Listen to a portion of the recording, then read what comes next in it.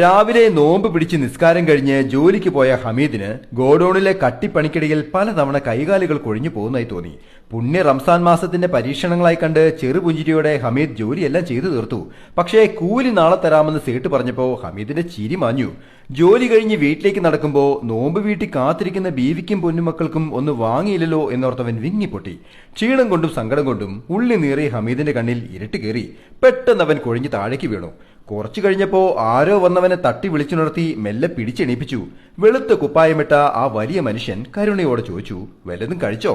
അവൻ ക്ഷീണത്തോടെ ഇല്ലെന്ന് തലയാട്ടി. അദ്ദേഹം ഹമീദിനെ തന്റെ ആഡംബര കാറിൽ കയറ്റി ഓടിച്ചുപോയി.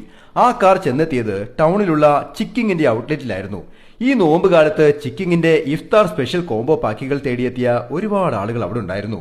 ഹമീദിനും വീട്ടുകാർക്കുമായി 3-4 പാക്കറ്റുകൾ ഡെലിവറി വാങ്ങി ആ വെളുത്ത കുപ്പായക്കാരൻ അവനെ കാറിൽ കയറ്റി വീട്ടുപടിക്കൽ കൊണ്ടാക്കി നല്ലൊരു പുഞ്ചിരി സമ്മാനിച്ച് തിരിച്ചുപോയി. അയാളുടെ ചിരിയിൽ മനം കുളിർത്ത് വീടിനുള്ളിലേക്ക് തിരിയുമ്പോൾ ഹമീദിനെ കാത്ത് ബീവിയും കുട്ടികളും വാതിൽക്കൽ നോക്കി നിൽക്കുന്നുണ്ടായിരുന്നു. ആ രാത്രി അവർക്കേറെ പ്രിയപ്പെട്ടതായിരുന്നു. വയറ് നിറയെ കഴിച്ച് മനം നിറച്ച് കുട്ടികൾ ഉറങ്ങാൻ കിടന്നു.